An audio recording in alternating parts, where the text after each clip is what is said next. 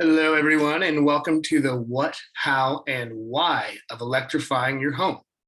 We're super excited to be working together with Utah Clean Energy and O2 Utah to provide this educational seminar on the benefits of residential electrification. Just so everyone knows, this event is being recorded, so if you ever need to go back and review what we've covered today, we'll be emailing it all over to you after the event. As far as flow is concerned, first off, we'll be hearing from Thomas Kessinger, Utah Clean Energy's Beneficial Electrification Program Manager, on the nuts and bolts of electrification. Then I'll be covering how you can help affect residential electrification adoption on a systemic level, alongside O2 Utah's Policy Director, Eliza. Afterward, we'll have plenty of time for a Q&A session for any pressing questions you may have. So please just post those questions in the chat and we will get to them at the end. We also have a few folks in the audience who have gone through the process of electrifying their own homes, who are happy to answer any questions that you may have on that. So feel free to ask any questions on the entire process as a whole. With that, I'm going to hand it over to Thomas for his presentation. Go ahead and take it away, Thomas. Well, hello, everybody, and thank you so much to HEAL and O2 Utah for having Utah Clean Energy join this conversation today. I'm really excited to present to you all. Before I kick it off, I noticed that Tom Moyer had raised his hand. Just want to make sure there's no issues with Tom before we get started. But if there is nothing, I guess I'll let Tom chime in the Q&A. Yeah, thank you again, Alex, and thank you, Eliza. Thank you, HEAL. Thank you, O2 Utah. My name is Thomas Kessinger, and I am the Beneficial Electrification Program Manager at Utah Clean Energy. That title can mean a lot to some people, and it can mean nothing to most people. And so I think the way I like to characterize it is that it's my job to electrify everything here in Utah, whether that's the built environment or a transportation sector. I always like to cabin that by saying, I want to electrify everything, but in a way that's affordable, accessible, and reliable to everyone. And so that's my mission here at Utah Clean Energy. And I've been practicing in the energy transition space for about 5 years now. I've been working for Utah Clean Energy for just over a year, focused on electrification. So today, the focus of my presentation is really twofold. It's on building efficiency and electrification, and why updating the energy code in Utah reduces pollution and enables you to take control over your carbon footprint in your home and enable electrification. Really quick, I am from Utah Clean Energy, and if you are not familiar with us, we are a nonprofit, just like HEAL, and we have been working in Utah for 20 years. We're celebrating our 20th year this year. We are nonpartisan, and we really focus on finding those solutions that are going to effectuate the change. We do this through public outreach, public education, like today's presentation. We also like to put on our subject matter expert hats and are experts in both policy, legislative arenas, regulatory contexts, and just process generally. And we are celebrating our 20th year. So today, the focus of today's presentation, as I mentioned, is on building efficiency and electrification. And you will leave today knowing what is an energy code and why an energy code is important. Second, how you can support the adoption of an updated energy code. And then third, after we increase efficiency, how can electrification be incorporated into our lives to improve the air and reduce greenhouse gas emissions? So why are we concerned about energy codes? I think it's no surprise to anyone that Utah is growing incredibly fast. I am a lifelong Utahn, and I started noticing people move here about 10 years ago with just a certain amount of zeal for this place that I never quite had. And then it's only continued to grow over time. And we're kind of going always neck and neck with Idaho in terms of what is the fastest growing state in the nation. And so as we're growing, we need to make sure that we're growing smarter and not necessarily contributing to our existing issues, whether that's maintaining our airshed, water conservation, etc. And energy codes and the building code generally is an important part of making sure that this growth is happening in a smart way. Building codes are important from the perspective of air quality, especially when growing up in Utah. I think the largest contributors to air pollution that I'm familiar with were industrial point sources of emission and then the transportation sector. And so when I first saw this chart, it did take me by surprise, but I think there's a couple narratives that are hiding in here that it helps me understand it, the picture a little bit better. So while area sources, which include homes and businesses, have not been the primary contributor to air quality, they will be by 2024. And this is because we have done good work to control transportation sector emissions and to control point source emissions. Most of the point source emissions that we're controlling are the power plant sources of emissions. We have best available control technology for PM 2.5 on nearly all of our point sources in Utah. And when it comes to emissions from the transportation sector, the use of tier 3 gasoline is going to really help reduce the air pollutants that fossil fuel combustion creates.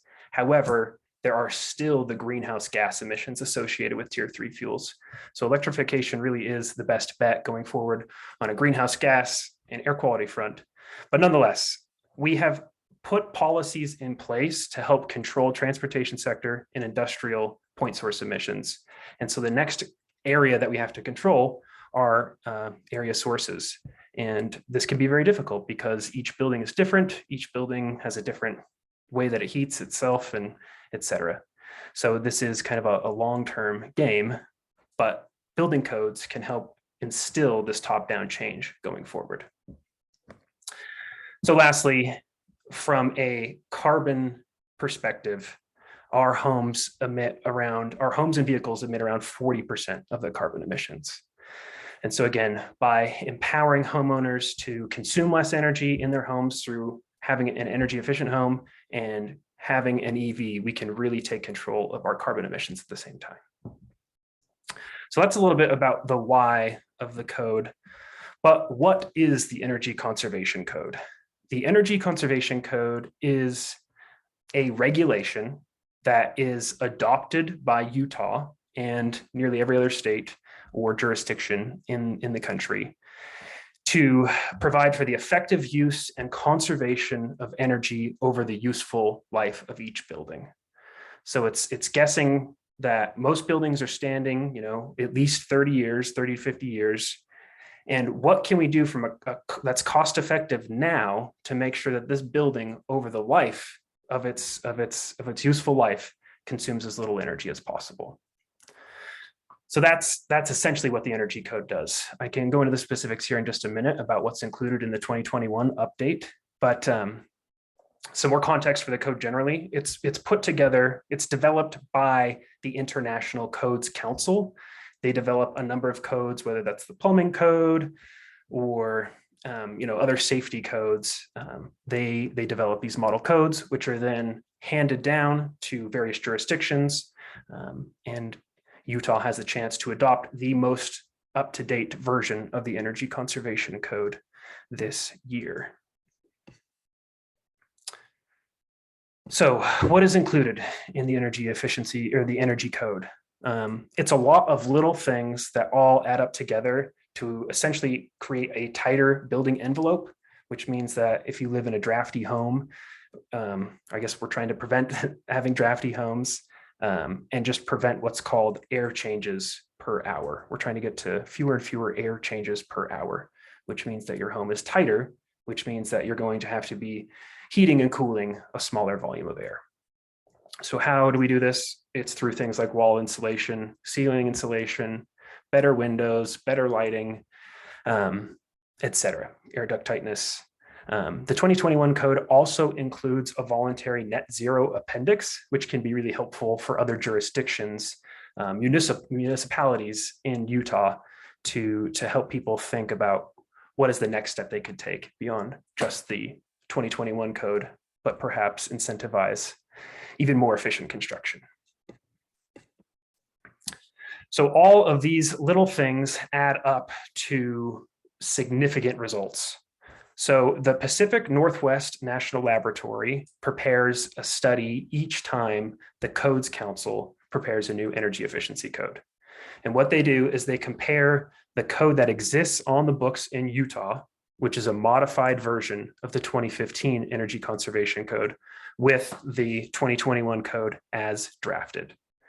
And when you compare those two codes, what you see is a 16.4% savings each year, which results in a $325 first year energy savings and allows you to be cash flow positive within 1 year.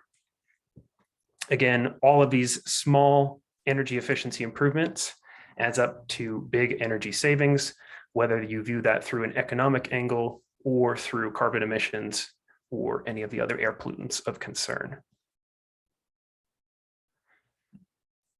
In addition to residential energy conservation codes, there is also commercial building codes. And this slide just gives you an example of the overall benefits that we see from these updated codes. Again, we're creating jobs, we're reducing carbon emissions, we're saving either businesses or homeowners money, and this translates into real savings in terms of pollution. So, as I alluded to just a moment ago, the Energy Conservation Code is essentially a regulation that's adopted by the state of Utah. And the entity that performs the first review, the technical review of that code, is the Uniform Building Code Commission. Utah Clean Energy and a number of other advocates have been working with the Code Commission throughout this past year to help advocate for the adoption of the 2021 IECC in whole cloth. And right now, we have just a few weeks before a very important meeting on August 10th. During that meeting, they will accept public comment about what their recommendation should be, and then they will transmit their recommendation to the state legislature, and it's the state legislature that ultimately will adopt the Energy Conservation Code in Utah, along with all the other building codes. So it's kind of a hop, skip, and a jump, but it's an important regulation that we need to make sure that we can have things like electrification in our buildings. So one more slide on process here to kind of take a very 30,000 foot view back. The Energy Conservation Code is created by the International Codes Council. It is then passed to the Uniform Building Code Commission for their technical review. They will then advise the state legislature on what code to adopt, and then it is ultimately enforced by cities and counties in Utah. So so what can you do to help Utah adopt this code? What you can do is attend the August 10th meeting and advocate for the adoption of the 2021 IECC. We've got some talking points here on this slide, but they are fairly straightforward. It saves consumers money, it lowers utility bills, it results in less emissions from the building sector, which is incredibly important because we have no more silver bullets when it comes to our air quality. And then it empowers businesses and homeowners to adopt efficient electric appliances. And it's only through a combination of energy efficiency and smart electrification that we can really decarbonize our building stock in the time frame that we need to. So I'm going to pause here for just a second. I know that we said we were going to take questions at the end. I think I'll defer to Alex if you want me to take questions just on the code now and then move into electrification. I think we'll just leave all the questions for the end and just have one big Q&A session. Okay, perfect. So again, thank you for listening to that first part of the presentation. That's kind of the situation, just a bit of situational awareness for where the state is right now in terms of adopting the Energy Conservation Code, and you have a role to play in that process. So in terms of electrification, how does energy efficiency play into electrification? It is foundational. If you don't have an efficient building envelope, there is a risk. And when I say an efficient building envelope, what I mean is that making sure your building isn't drafty, making sure it's as airtight as possible, If you don't have an efficient building envelope, there's a chance that you could install something like a heat pump and it may not perform cost effectively. And so that's why we're focused on efficiency first and making sure that you are not going to be wasting the electricity you're using to heat your home by sending it outside in terms of air that's drafting out your home. So efficiency is foundational to electrification. Once you have an efficient building envelope, electrification really is fairly straightforward, and we have the solutions today. And that is to just adopt electric appliances in your home, and when you have the means, to adopt an electric vehicle. And fortunately, for many citizens in Utah, there is an opportunity to then power these appliances using renewable energies through the Community Renewable Energy Program.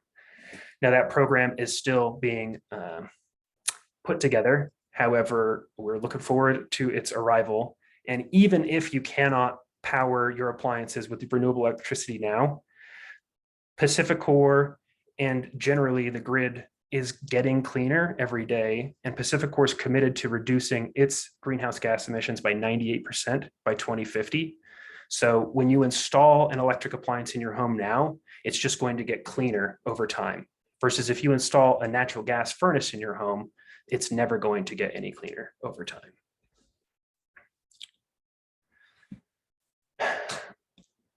Oops.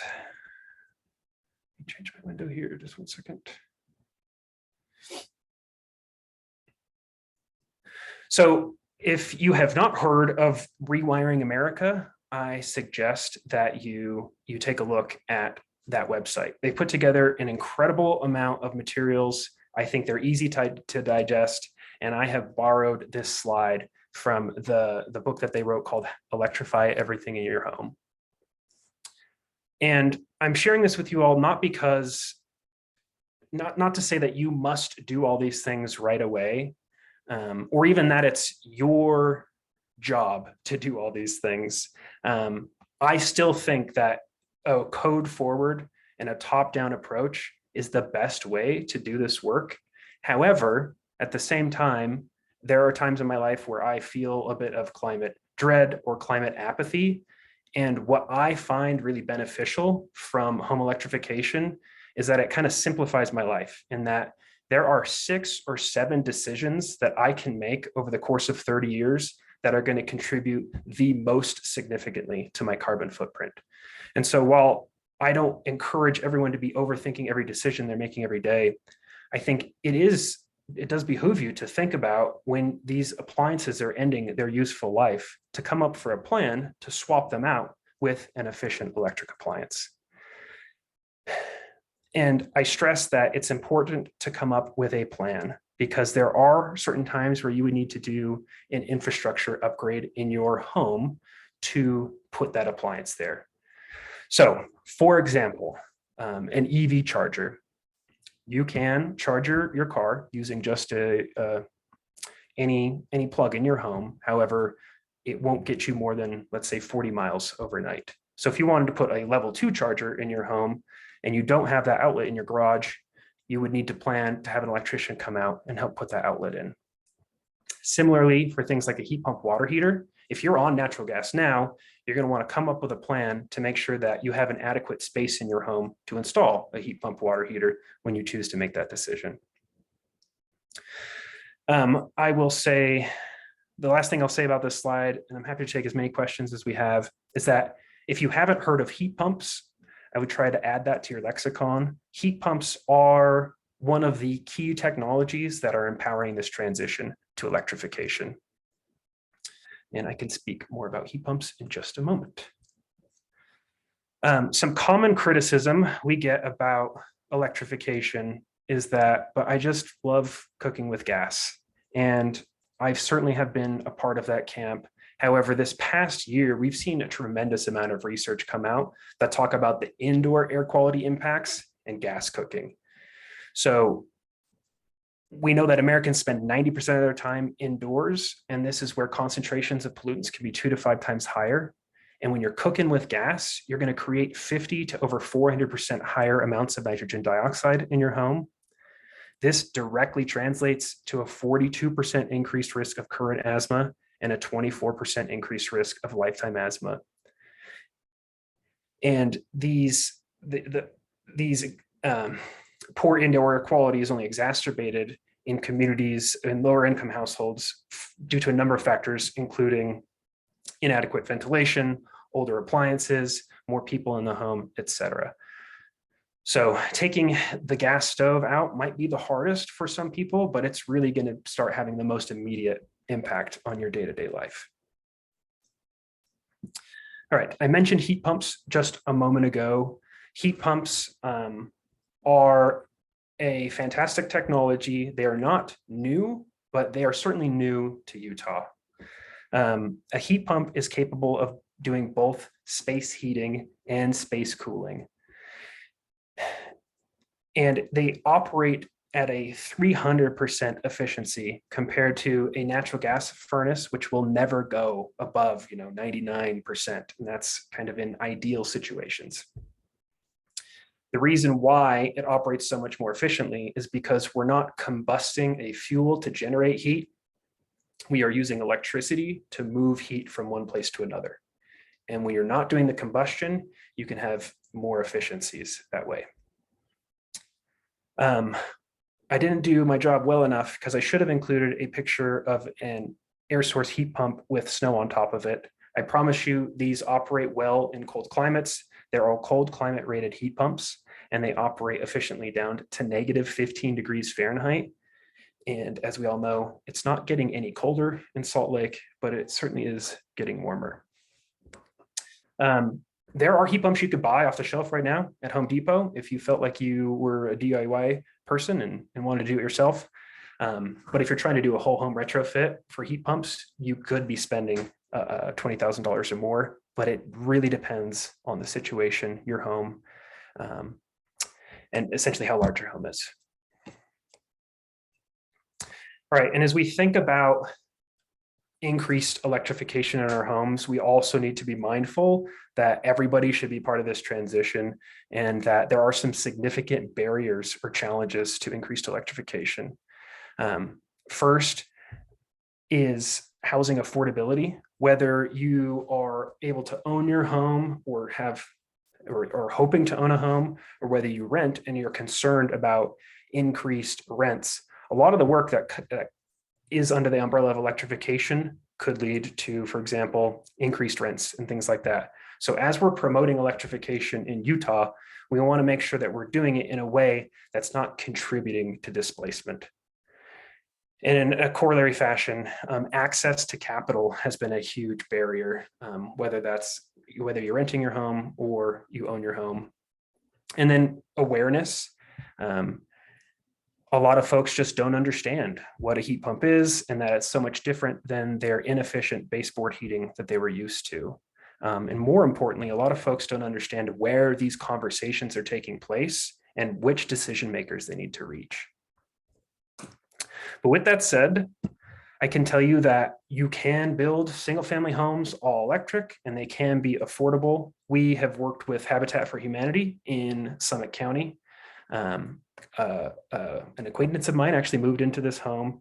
She's lived through it through a heating season and a cooling season. It's all electric. She loves the home, and this is all possible. It's all within the realm of possible. So again, steps that you can take in the immediate near term to support this work are showing up at that August 10th meeting and supporting the adoption of a more energy efficient code so that we can outfit our homes with these appliances.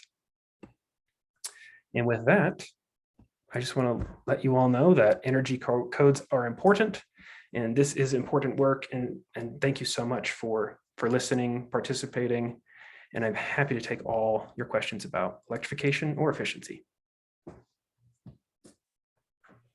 Thanks, Thomas. It was a fantastic presentation. And yeah, like Thomas said, and I put in the chat, if you have any questions at all, we're just going to have a big old Q&A session at the end, and we'll be able to address any specifics that we may have missed or any questions that you may have. But with that being said, I will move forward here, and I'll be expanding on how you can have your voice heard on a systemic level to influence key change makers into adopting residential electrification on a state level. Let me just make sure that I have my screen shared for you all here.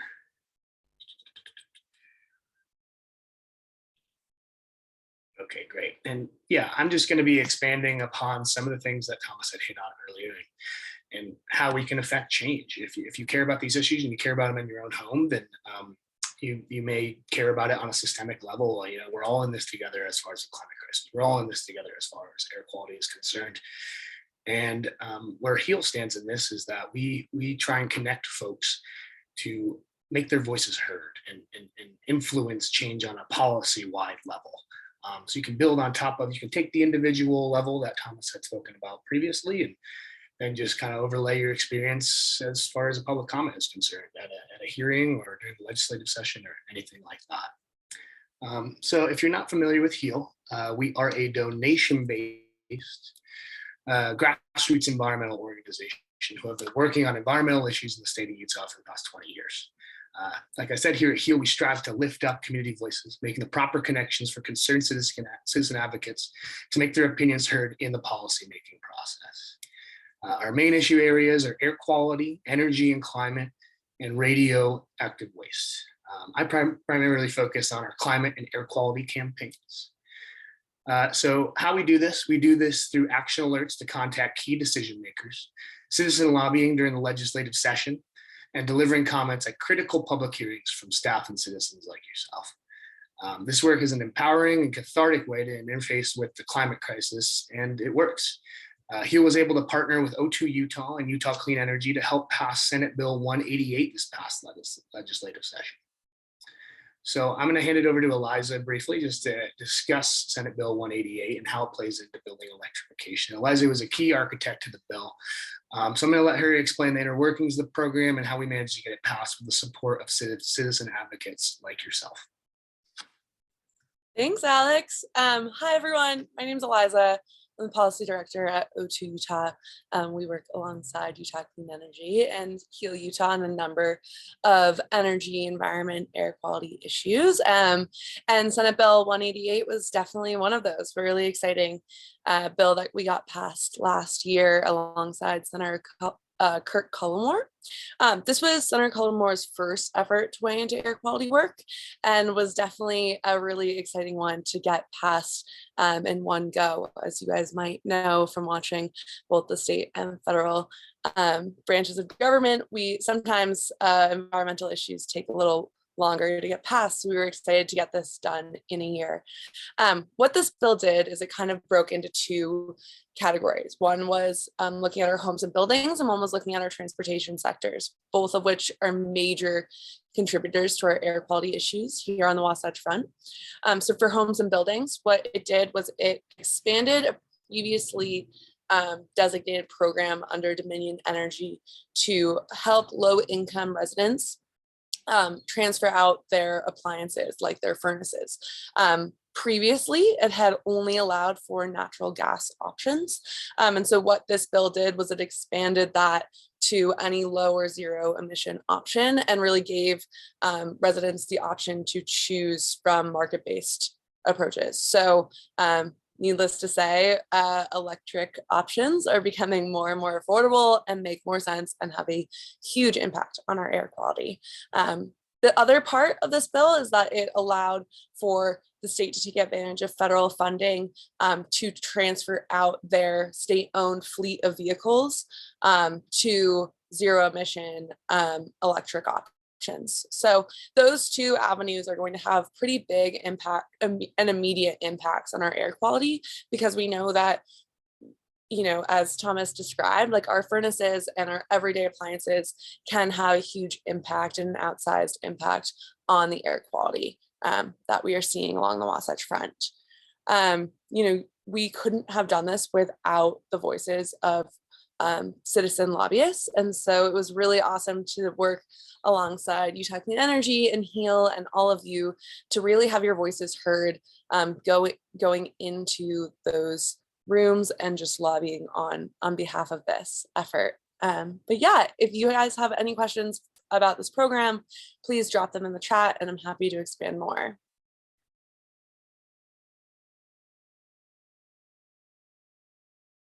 Awesome. Thanks, Eliza.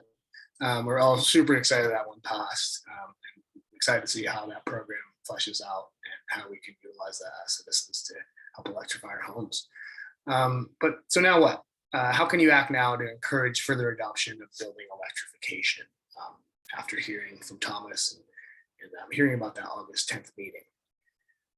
So like Thomas already said, we do have this meeting coming up on August 10th, the Uniform Building Code Commission meeting. It's a critical juncture in the adoption of sustainable building codes. The UBCC meeting is going to be paramount to get those codes through.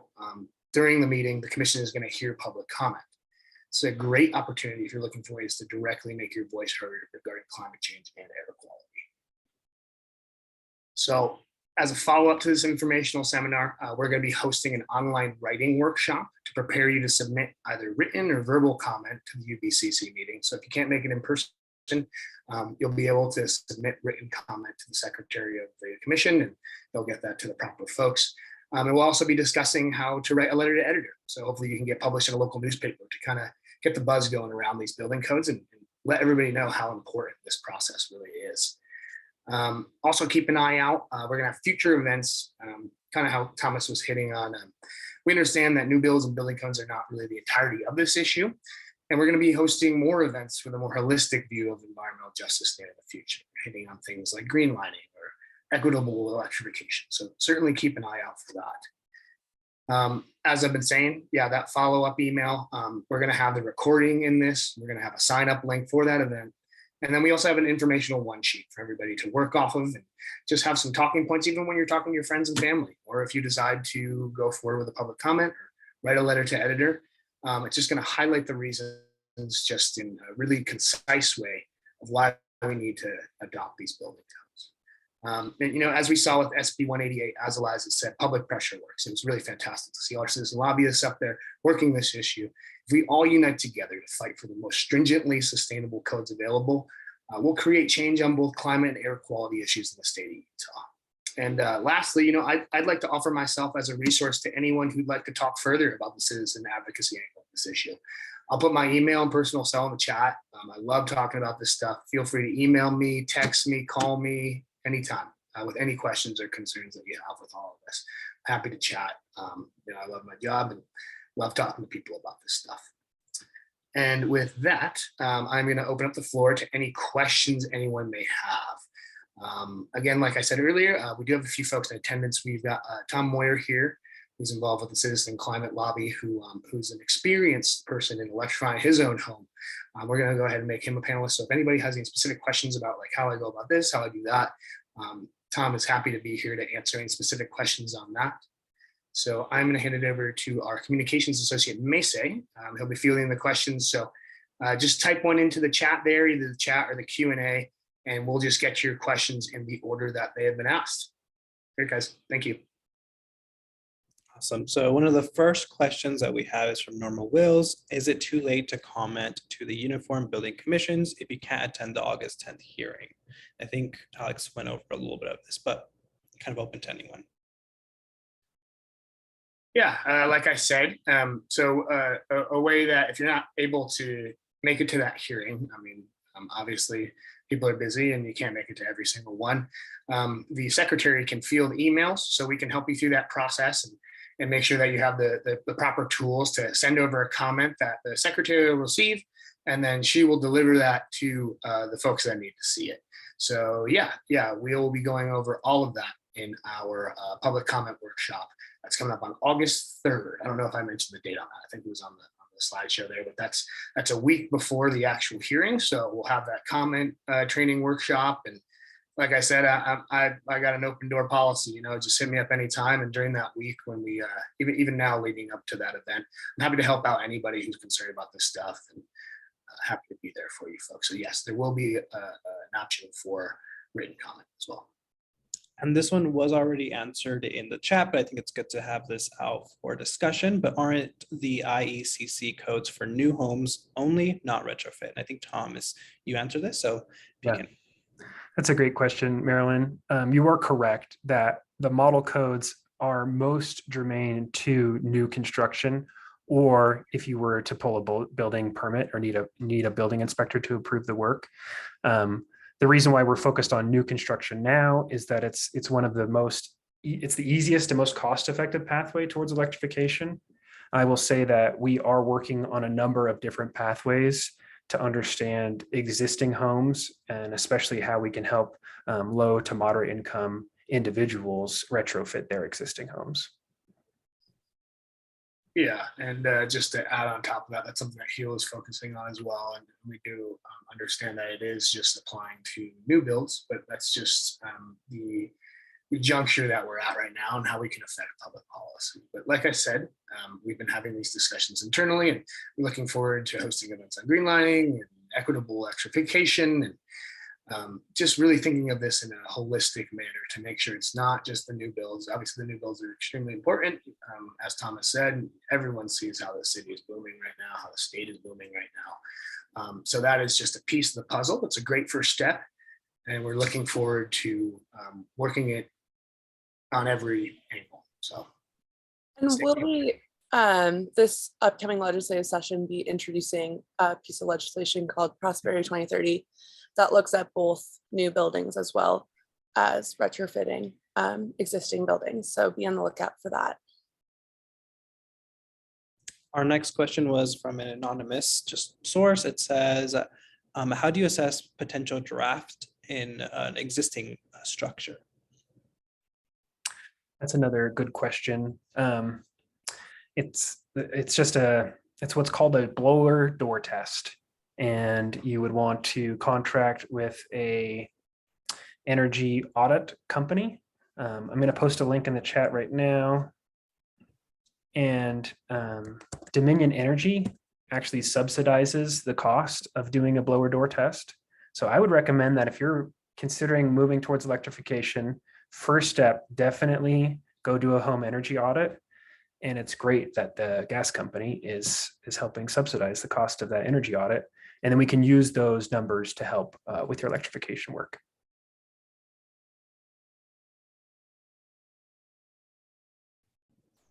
Looks like our next question that I have, this is two different questions, but the first one from Ben Abbott is that he has found that most contractors aren't familiar with available heat pump options. Is there a resource for professional installers that he could direct them to? It depends on the type of question that you're looking for. If you're just looking for a residential installer, you can use Rocky Mountain Power's website and they can find a contractor for you. Beyond that, heat pumps and contractors are still getting to know each other here in Utah. So we are working on a number of workforce development initiatives. If you're looking for specific contacts, I'd be happy to put you in touch with a local distributor or some of the other manufacturers to get some more information. But that is something that we are working on.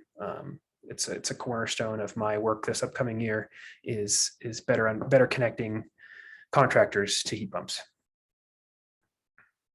Awesome. And just letting you guys know, we will be sending up a follow-up email with a lot of these links and answers to these questions. So don't feel like you have to write everything down. That's what I'm doing on my back end over here. And next question, also from Ben Abbott, is there a difference in refrigerants used in heat pumps regarding sustainability and performance? So regarding sustainability, there is a difference between refrigerants. When it comes down to the greenhouse gas warming potential of heat pumps, it really is in that refrigerant. So let's say, for example, that refrigerant was to leak. It has significant greenhouse warming potential. So there are new refrigerants that are getting developed currently.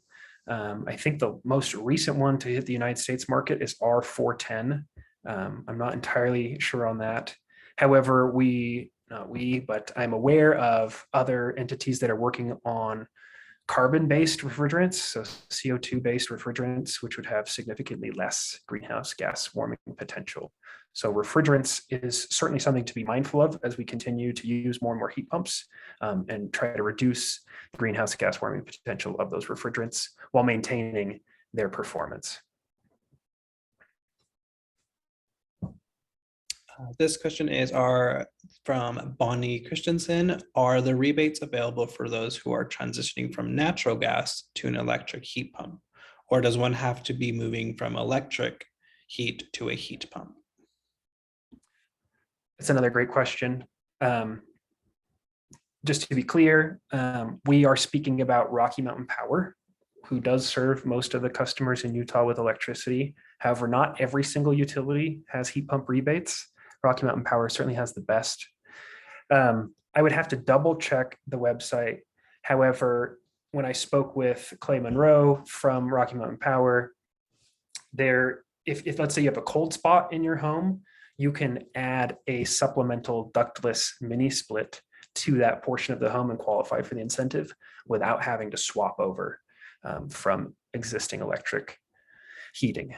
I would have to pull up the rebates to get more concrete answers as far as your other questions, Bonnie.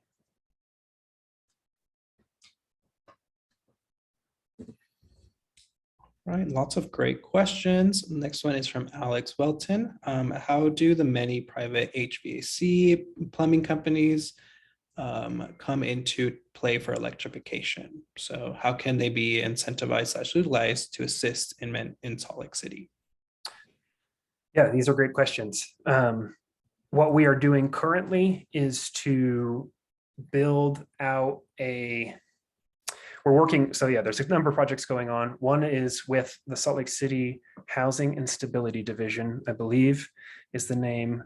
Housing and Stability, and they are performing 2 all-electric new builds, and we are providing some technical expertise and also helping convene some of the HVAC community around that project to see the contractors that are working on this project stand by the technology and help build trust in that technology. Other ways that contractors get educated is through their sales departments. Or not, maybe it's not sales, I guess, or maybe it's their service departments. I forget exactly. But for example, in Utah, you can become a Mitsubishi Diamond certified contractor. And there is a distributor in town, APS, that hosts courses every month. So you can obtain that certification and install those heat pumps. Outside of that, Rocky Mountain Power, to be on the qualified contractor list, you need to at least have some awareness about heat pumps. What we're seeing in other utilities outside of the state of Utah is that there's a lot more onerous, I'll call it coursework, that would be required for a contractor to be a quote unquote qualified contractor. And we're working with Rocky Mountain Power to make a more robust training program surrounding heat pumps. So heat pump and workforce development is certainly neck and neck with making sure that we're doing this affordably and equitably. And to expand on that question, there's another part on it. It said in Salt Lake City, many times when he tried to replace his furnace with another furnace, when he asked to do it with a mini split, it seemed to be more profitable for them. So is that being changed? I think you kind of answered it, but just to give you that second part of the question. Yeah, and when it comes down to specific bids and specific contractors, it really just, it depends on the house, it depends on the build. And next question from Marilyn. This has to do with one of our slides, I think, but says, in your chart, does transportation include trucks, trains, and planes? And how are businesses and factories defined? Why are they separated? Let me make sure I'm looking at the chart when I ask your question or answer your question. So the purpose of the chart that I showed was to talk about your home and what you can do in your home to electrify your life. So I'm thinking on that slide specifically about a passenger EV. When it comes to work outside of passenger EVs, there is a policy that exists in several other states called the Advanced Clean Trucks Rule that would work to electrify everything that's above a passenger car in terms of weight class. And so we are working on that. but it's just a different type of engagement. And this one was focused more on homeowners. I don't know if I got the last part of that question. Last part was with the businesses and factories, how are they defined and why are they separated? Make sure. Okay, I think maybe I'm looking at the wrong chart here. So, okay, this is the air qualities and buildings slide, I believe. They were broken out between how the Clean Air Act is views different sources of pollution. There's three broad categories, and admittedly, the DAQ is moving towards a more granular approach, but the three broad categories are point sources, area sources, and mobile sources. And so that's why industry is separated from the other categories. They would be termed point sources more often than not.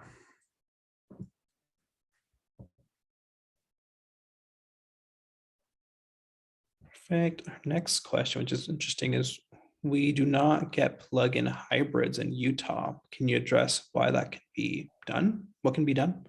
And that's also from Maryland. This is in part due to Utah not having the political will to adopt what's called advanced clean cars, or it's also called zero emission vehicle rules. California and I think 17 other states adopted ZEV regulations or advanced clean car regulations. And what that did was incentivize auto manufacturers to sell cars in those states, which is why those states you saw more makes and models of EVs available, because they would be essentially penalized if they sold them in a different state. A number of folks have worked to find and build the political will on an advanced clean cars rule. However, we did not make it on that front. And due to the way that the Clean Air Act operates, we are no longer able to join those other 17 states. But that doesn't mean we can't work on the advanced clean trucks rule.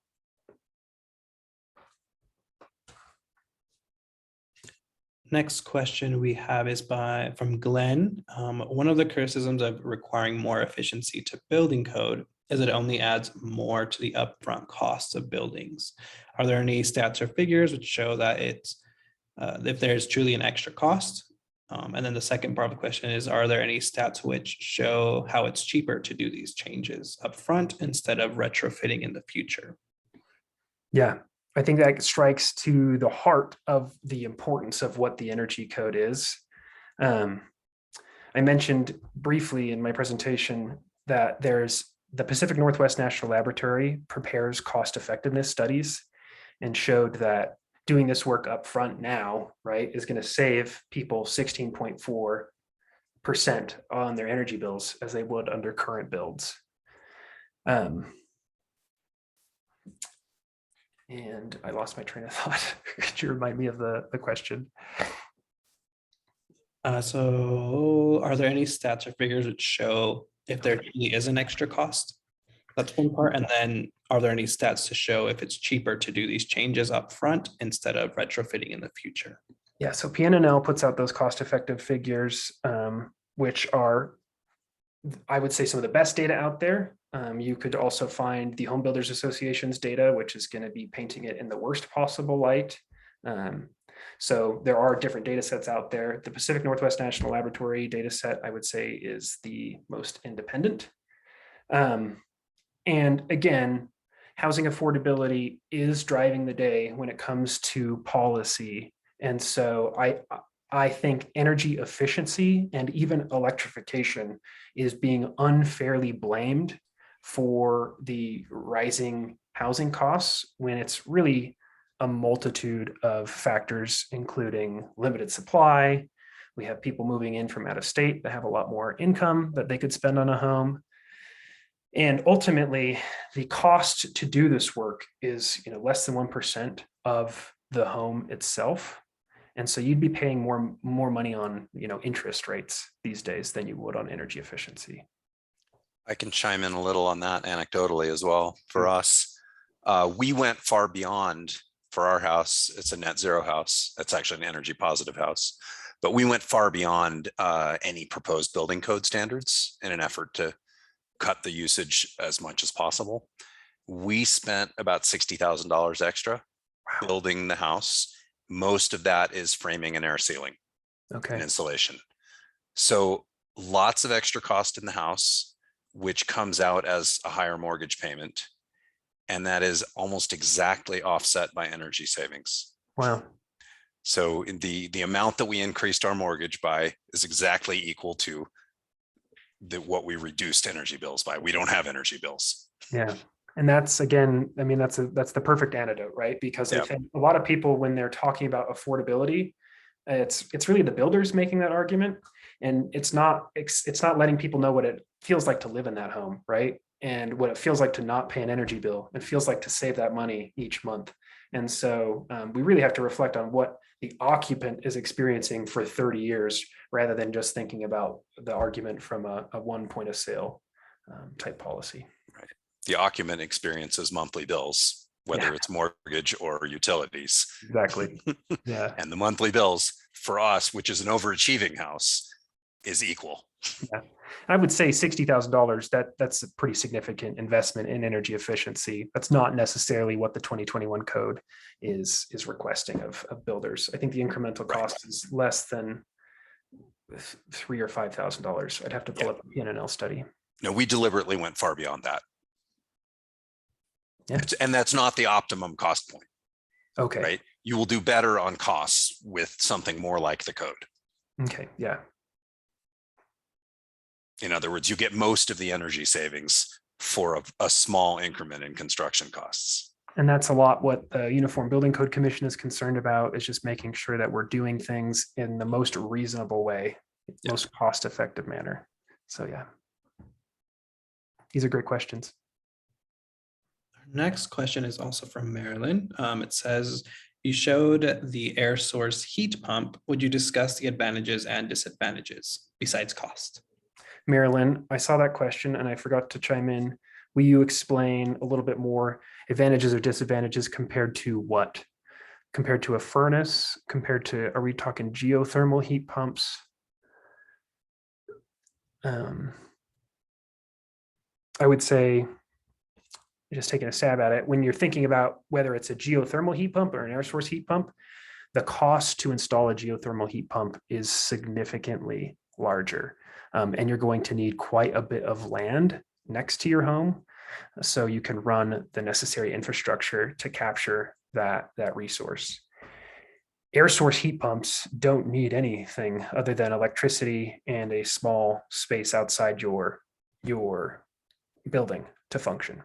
So it looks very much like an air conditioner, and it functions both to heat and cool your home.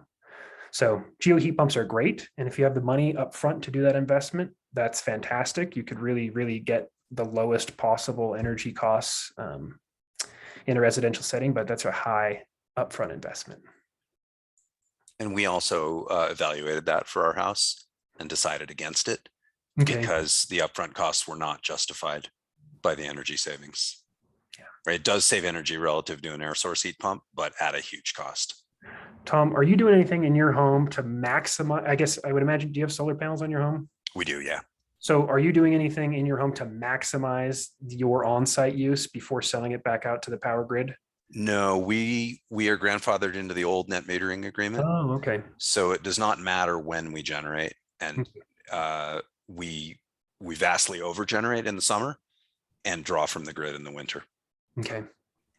Yeah, it's something that I think is, if you do have solar panels on your home, and let's say you weren't grandfathered in, you can actually get, the retail rate for the solar energy you're producing if you consume it on site rather than sell it back out to the company. We do have neighbors who have a large home battery, and they are exercising that thing daily in an effort to not give Rocky Mountain Power a dime. Wow. Well, no pun intended, but more power to them. Right. And maybe for those who aren't too familiar with the difference between the grandfathered and the new rebate, can you guys maybe explain a little bit about what those mean, the before and after? Sure. So prior to 2017, Tom, correct me if I'm wrong, the state of Utah was under Rocky Mountain Power was operating under what's called net metering. which is essentially for every kilowatt of energy you pushed onto the grid, you would get the retail rate for that, if what you would pay to consume that power. Since then, there's been a number of negotiations and settlements to do away with net metering. And right now we're on a schedule called Schedule 137. It's called the export credit rate. And it's down, I believe, to around 4 cents per kilowatt hour, which is about a third of the cost of your retail electricity. Then we have a specific question for you, Tom. What were the greatest challenges to build a high efficiency home? And that was from Lexi, our executive director. I think for us, it was just fear. We did not have a whole lot of examples to follow. So there was a lot of, okay, what if this doesn't work well? What are the backup options? So we actually did things like we ran gas line within the walls in case we found a reason to change our minds. Wow. And we wired for baseboard backup heaters in case the heat pump wasn't adequate at low temperatures. And none of those worries ended up being real. Wow. It all came out fine. But there was a ton of fear in groping our way through the process. But and I guess in another way about the importance of planning, Tom, is like, it wasn't just one day you were like, well, let's just switch to electric and see how it goes. I mean, this was a long planning, long thought out process. Yeah, and not entirely alone. We did it in consultation with an architect who specializes in high performance houses. But he himself said, I'd have no experience with heat pumps in this climate at that elevation, and you're taking a chance and it might not work. Yeah. And I, did plenty of my own reading and said, I'm comfortable taking the chance, but here's my backup plan. So did you install cold climate rated heat pumps? We did. They're mini splits, Mitsubishi mini splits. Perfect. I think that's a really good point. And, we've heard that from builders and developers who've tried to go for energy efficient buildings without, these energy efficient standards in the code. And you end up doing a lot your first try, just guessing, and end up, having these things in your house that you don't need, or, and it's good to have backup. But I think that is a good point of like how important it is to have energy codes that show the way of doing this and can help people navigate that. And it, at the end of the day, reduces costs and reduces headaches and stress and the fear, and like allows people who otherwise might be too scared to build a home like this to be able to do that. Yeah. And it wasn't a guarantee that it was going to come out well, that things could have gone wrong and we could have had expensive mistakes. Totally. Tom has a really fantastic guide, PDF that, Tom, you're okay with it, we'll include that in our follow-up email process. Yeah, absolutely. It's a fantastic read for anybody that's in here. Really highly recommend it. And it looks like we have a few more questions. I think this one is from Mitch, and it is how to remove a gas furnace. I think just in general, how do you go about that? When it comes down to the specifics, I'm not entirely sure. Typically, that's just something your HVAC contractor would do for you. And I do not want to hazard a guess. I don't do the actual work. Yeah. If you're asking about the programs within SB 188 that help transfer out your gas furnace, you can do that directly through Dominion Energy. They have programs for that. So you can go onto their website or give them a call and they can connect you with, usually I think they send somebody out, they assess like what needs to happen, and then they'll get the process started for you. But yeah, if that's what you meant by the question. Looks like we have a few minutes left, so I think this might be one of our last questions. This is from Bonnie. If I go electric, are there any rules that keep me from disconnecting from the natural gas company? That's another great question. Nothing is coming top of mind, but that doesn't mean something doesn't exist out there, Bonnie, or it doesn't mean that the gas company potentially would not try to levy a disconnection fee. That's something I'll have to research. I do know of other states that are implementing onerous disconnection fees over individuals.